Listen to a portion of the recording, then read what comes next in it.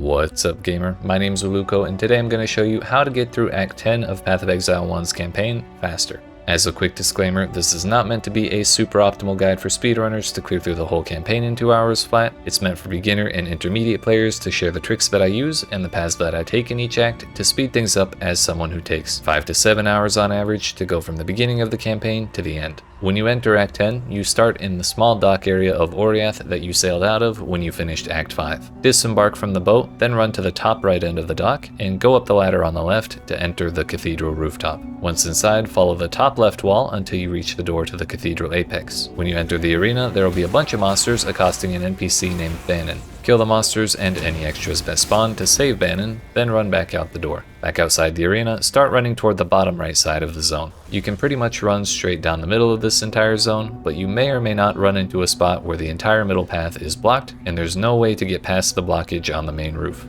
If you see that, run to either the top right or bottom left edges of the cathedral wall and look for some scaffolding to walk on. When you find it, follow the path to go around the blockage and resume running down the middle of the zone toward the bottom right. When you reach the bottom right wall of the cathedral, follow along to the right until you find the door to the Ravaged Square, then go through. From the entrance, follow the left wall toward the bottom left, all the way around the zone until you find this little courtyard with a door in it on the bottom left wall. That door will lead you to the control blocks and you should go through it. Once inside, go down the stairs and make absolutely certain that you activate the waypoint in this room to the top left. Grabbing that waypoint now will save you a whole lot of backtracking later. Once you have it, follow the leftmost wall all the way through the zone. If you see any iron fences blocking your way, look for a broken spot to jump through with Flame Dash, Leap Slam, or a similar movement skill, then keep following the same wall that you've been following. This zone is pretty big, but eventually the wall will lead you to an arena. Go inside to fight a boss named Vilenta. She only has one mechanic to look out for. When her health reaches certain thresholds, she flies off the screen and summons extra monsters for you to fight. But while you fight them, she'll fly through the zone a couple times in random directions while dropping tons of bombs in her path. It's not always easy to avoid the bombs, but when she flies off the screen, try to stand as close to the middle of the zone as possible to give yourself a little extra time to react to them, no matter where she flies in from.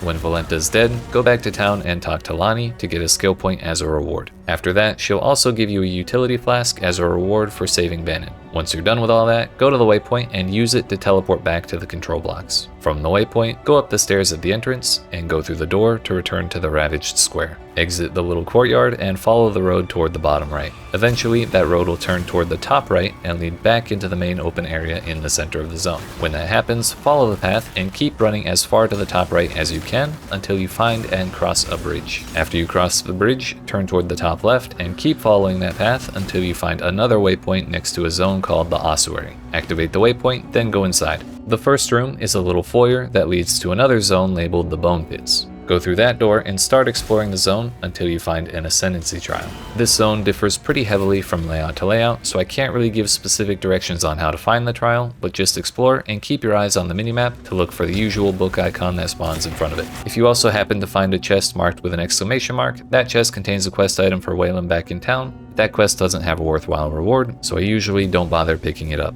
Once you find and complete the trial, it's time to do the 3rd difficulty of the Lord's Labyrinth for your 5th and 6th Ascendancy points. Head back to town, use the waypoint to go to the Aspirants Plaza, run up the stairs, click on the Labyrinth activation device, click the button for the Merciless Labyrinth, then click Activate to start your lab. After you've killed the Zaro and collected your Ascendancy points, clicking on the portal in the Labyrinth should teleport you back to the town in Act 10. Use the town's waypoint to teleport back to the Ravaged Square, then follow the road that leads toward the bottom right of the zone. There are several twists and turns, but there's only one real way to go at any time on this path, so keep following it until you reach the door to the Torch Courts, then go in. From the door, run directly toward the right corner of the zone. You'll have to go through several doors and hallways to get there, but eventually you'll find a small auditorium. Once you reach it, turn toward the bottom until you find the auditorium's other exit. After you exit the auditorium, start running toward the leftmost corner of the zone until you find a door leading to the Desecrated Chambers, then go through. From the entrance, run straight down to activate the waypoint and keep going until you reach the wall. After that, turn left and run along that wall around the entire length of the zone until you find the entrance to the Sanctum of Innocence. Another boss, named Avarius Reassembled, has taken up residence here, and you need to kill it for a quest item. There are 2 things to look out for with this boss. First, its basic melee attacks do a ridiculously high amount of damage compared to most other bosses' basic attacks, so try to avoid those swings if you can.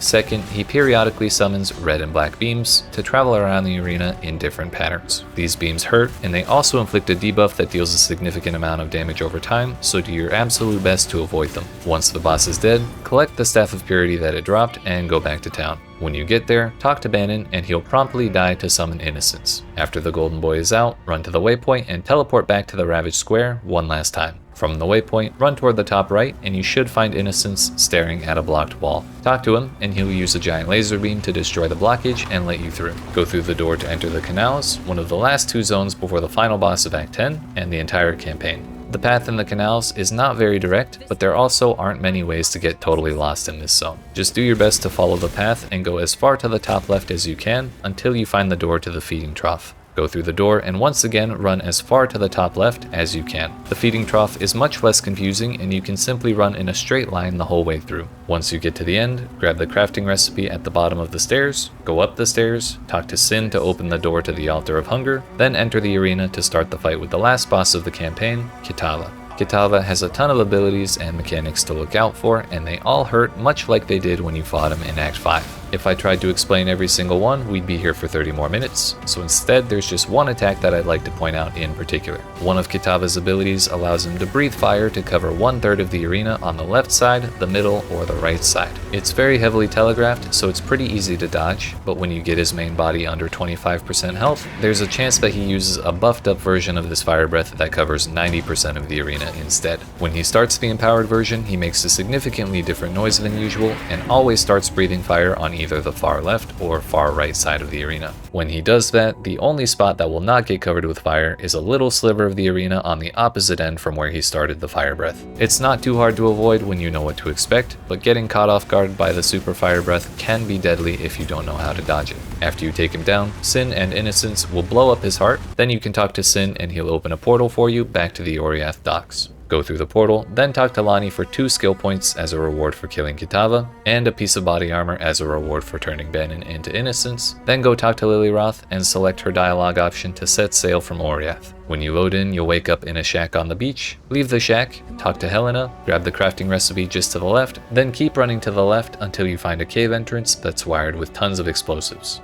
Go inside and look around until you find an NPC named Commander Kirak. Talk to him and he'll give you the questline to get you started on Path of Exile's endgame system, the Atlas of Worlds. The only problem is that that is an endgame questline and this is a campaign guide, which means you've made it to the end of the campaign and I have nothing left to teach you about it. If you played along with me and just made it to the end of the campaign, congrats on making it through. I hope your build works out and you have fun mapping. If you were just watching to see what tricks I had to share, then that's cool too. I hope I was able to show you something you didn't know before. But yeah, that's the entire campaign and those are the paths that I take. If you have any questions, feel free to ask them in the comments or in my chat while I'm live both here and on Twitch. If you found this guide helpful, don't forget to like and subscribe for more like it. If you want to see similar guides for the rest of the acts, I'll put a playlist of all of them in the description and the pinned comment down below. Lastly, thanks for watching, and I'll see you in another video.